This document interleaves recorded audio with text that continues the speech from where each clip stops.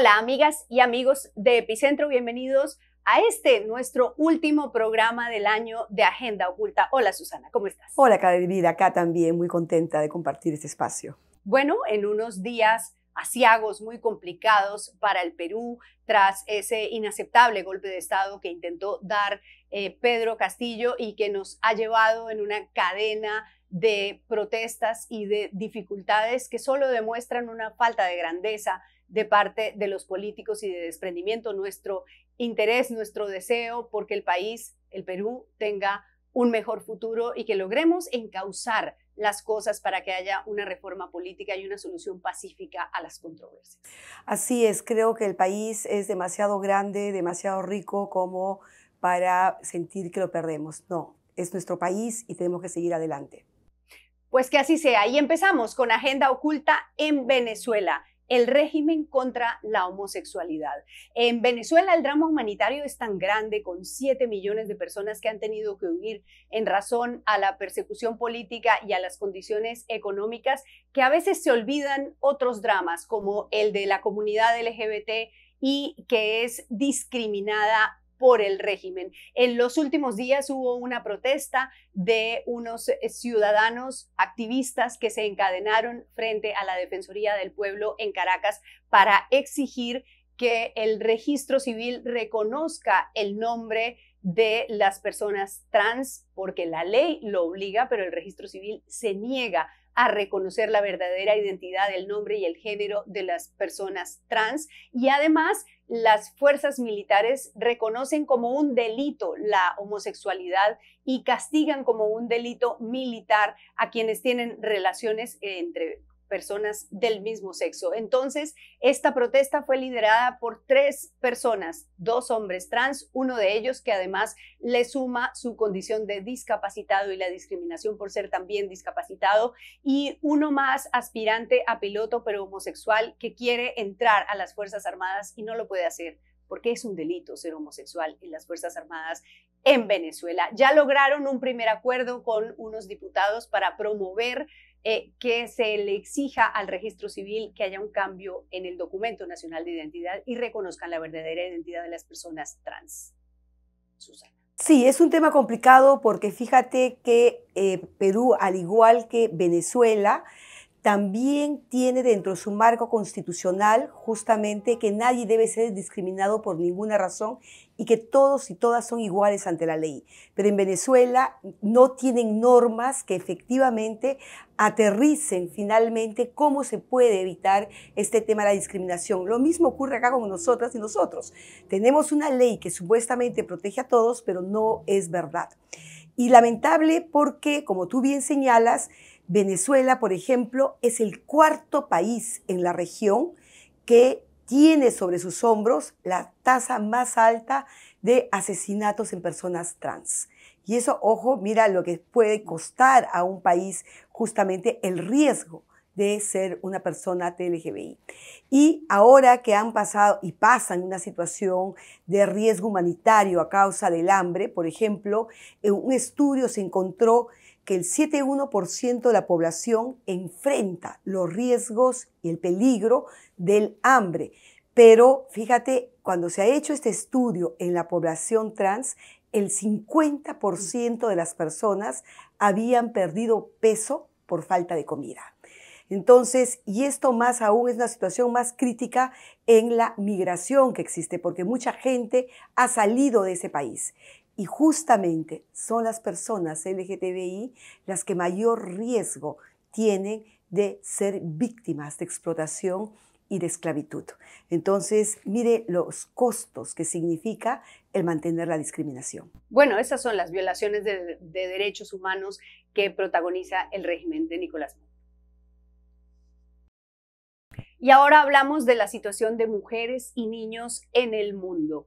Deterioro de la salud y la alimentación. Un informe de Naciones Unidas titulado Proteger la promesa ha revelado dramáticos indicadores de deterioro de la salud y la alimentación de mujeres y de niños en el mundo en los últimos 2 años. El informe revela que la pandemia, la crisis alimentaria y el cambio climático han puesto en situación muy vulnerable a mujeres y niños en todo el mundo. 25 millones de niños y niñas no habían recibido las vacunas completas el año pasado y eso es 6 millones más que en el informe anterior, es decir, que el deterioro es muy veloz y muy preocupante. El informe revela que la inseguridad alimentaria, el hambre, el matrimonio infantil, los riesgos de violencia de pareja, la depresión y la ansiedad de los adolescentes han aumentado dramáticamente también en estos últimos 2 años. El 80% de los niños de 104 países sufrieron pérdidas de aprendizaje por estos 2 años de pandemia, porque se cerraron las escuelas y porque se deterioró la calidad estudiantil. 10.5 millones de niños sufrieron la pérdida de uno o dos o sus dos padres por cuenta del COVID. Y adicionalmente, la desigualdad. El informe revela cómo mata la desigualdad en los países de menor ingreso. La expectativa de vida de un niño que nace hoy es de 63 años, mientras en los países de Europa y Norteamérica la expectativa de vida es de 80 años. Son 17 años más de expectativa de vida por cuenta de la pobreza y la dificultad de acceder a recursos y a atención en salud. Es muy dramático lo que está ocurriendo en el mundo y los líderes mundiales no están mirando a las mujeres, a los adolescentes y a los niños, Susana. Sí, es dramático y muy triste porque además se trata de pérdidas que ni siquiera se van a poder recuperar. Las personas adultas tenemos esta capacidad finalmente de superar una crisis y volver a nuestra vida. Pero cuando estamos hablando de niñas y de niños, estamos hablando de cuestiones muy determinantes, que no van a recuperar ese crecimiento, ese tiempo perdido, y además su exposición al riesgo y a la pobreza, como tú bien señalas, el tema del embarazo, del matrimonio temprano, van a marcar finalmente la ruta de una generación.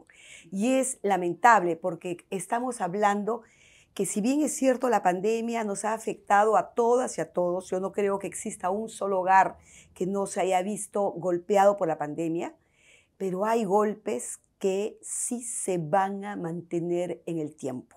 Y esto pasa, fíjate, en el 40% de los países pobres que no van a poder recuperar por lo menos en los 7 u 8 años que van a necesitar respecto a países que pueden necesitar 2 o 3 años o 5 años. Entonces, la desigualdad golpea y golpea para nuestro pesar por quienes menos pueden responder. Bueno, el informe completo, este informe que tiene todos estos datos reveladores de Naciones Unidas, lo encuentran aquí en este link que ustedes encuentran en la parte de abajo de la pantalla. Lo pueden consultar porque tener información es muy importante para poder ayudar a construir un mundo mejor. Y ahora hablamos de los temas polarizantes. Un reciente informe de la consultora internacional Llorente y Cuenca ha hecho un análisis a profundidad sobre 600 millones de mensajes en las redes sociales para establecer qué es lo que pasa con la polarización, con la discusión pública alrededor de ciertos temas. Este informe es muy revelador porque demuestra que se ha crecido en 35% la polarización en la discusión en las redes sociales. El informe analiza redes de España, Argentina, Brasil, Colombia, Ecuador, Estados Unidos, Panamá, Perú, Portugal y República Dominicana. Y también analiza cuáles son los temas más polarizantes y establece que si bien no es el tema del que más se habla, sí es uno de los temas más polarizantes, el de la interrupción del embarazo. Mucho más incluso que temas de los que se discute más, como el feminismo y la legalización de las drogas. ¿Qué es lo que concluye esta consultora internacional? Concluye que la polarización es como una droga, que es adictiva, que además es creciente, que mientras más polarizado estás, más necesidad tienes de radicalizarte, de pelear, de discutir con los demás, de discutir sin argumentos. Ese parece ser el ritmo de los tiempos. Eso es lo más preocupante y eso es lo que más convoca esa agenda conservadora de la que hablamos aquí en Agenda Oculta. Sí, porque fíjate, Clarivida, no tan solo se trata de que alguien tenga una postura rígida o una manera de pensar, sino aquí se trata de fomentar además una postura que es intransitable, que no se puede dialogar y por lo tanto más bien te da elementos para que cada uno se cierre más en sus propias ideas y sus propios mundos. Y a pesar que las redes sociales han demostrado que pueden ser una gran herramienta para unir, involucrar, tener causas justas, compartidas, también tiene este otro peligro. Lo que implica es que cada una de las personas tenemos que comenzar a ser muy responsables de las redes que nos se manejan, porque a través de las redes también se difunden discursos de odio, también se muestran muchas veces cosas que políticamente jamás uno lo admitiría en la calle, como la misoginia, como el racismo, como la homofobia, y esto sí es como un campo abierto para generar todo este tipo de cuestiones. Por eso es tan importante que las bases de la educación se incorporen este tipo de temas, se incorpore como un valor también el poder dialogar, el aceptar las distintas maneras de pensar, y creo que esa ruta no nos podemos perder. Y la educación, Susana, formar pensamiento crítico para poder parar y decir, bueno, esto parece fake, esto parece mentira, o no voy a continuar en esta discusión que no tiene sentido y que está afectando los valores democráticos, la defensa de todos los derechos humanos. Creo que eso es muy importante. Así es, y no hay que hacer nada que incentive a la violencia. Y ahora vamos a hablar sobre cómo se comportan los movimientos conservadores, esos que quieren limitar los derechos de todos. Y vamos a hablar con Gillian Kane. Ella es asesora de políticas públicas de IPAS y ha presentado una investigación titulada Deslizamiento hacia el nacionalismo cristiano, la expansión global de CPAC en México. CPAC son las siglas de Conferencia de Acción Política Conservadora. Gillian, gracias por estar aquí en Agenda Oculta. Un gusto, gracias. Hola Gillian, ¿cómo estás? Es un enorme placer también tenerte aquí en este espacio. Mira, tú que has estudiado estos movimientos, ¿qué cosa es para ti la función de estas correlaciones, de estos grupos? Y comparándolo un poco con Vox, que nosotros hemos tenido algunas visitas e influencias políticas de este grupo político español, cuéntanos cuál es la diferencial que pone esta otra organización en el fortalecimiento de estos grupos de ultraderecha que por lo general están en contra de los derechos sexuales y reproductivos. Bien, bueno, lo que podemos decir sobre CPAC es que es un movimiento político establecido aquí en los Estados Unidos desde hace más de 50 años. Además, es una ruta para republicanos para acercarse a poder política. Es decir, que gente que aparecen en las conferencias de CPAC, que son anuales, pero de vez en cuando tienen estas conferencias varias veces por año. Y es un espacio de intercambio, pero más allá es un espacio para declararse como um, ponientes políticos en la vida política en los Estados Unidos. Y eso tiene implicaciones para su expansión global. Como hemos notado en nuestro reporte, desde 2017 han empezado a expandir afuera de los Estados Unidos. Y México es el primer país hispanohablante, y por eso hay mucha significancia por su expansión en ese país y en la región en general. En el informe ustedes hablan de un actor importante, protagónico en esta expansión de CPAC, que es el actor Eduardo Verástegui. ¿Es un patrón? ¿Se utilizan este tipo de personajes populares, guapos, atractivos, con éxito en las artes o en el espectáculo para introducir este mensaje conservador? No, no es como un patrón, no podemos decir esto, pero lo interesante es que el presidente Ronald Reagan, él lanzó su carrera política desde CPAC.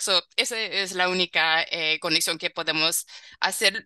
Es un poco más al revés. Eduardo Verástegui, claro que empezó como un personaje, un perfil cultural, pero él se ha metido en cuestiones políticas y él está usando CPAC, al mismo tiempo CPAC lo están usando a él para hacer estas conexiones. Y Sí. claro, con su apariencia en CPAC, Verástegui quiere lanzar su carrera política, se puede decir, en México.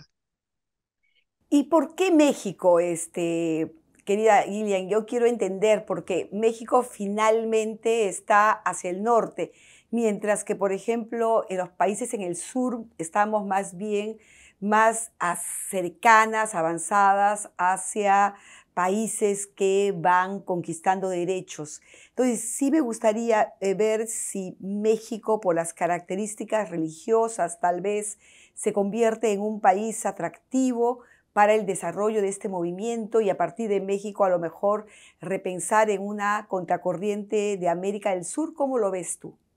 Ya. No, muy buena pregunta. Y para nosotros también nos toca la cuestión de por qué México. Y parece que es más conexiones que tienen, como con Verástegui. Y solo para notar que Verástegui entró, Donald Trump, cuando él era presidente, él tenía como un comité hispano. Entonces, um, Verástegui estaba metido en esto. Es decir, que él tiene conexiones muy directas con Trump.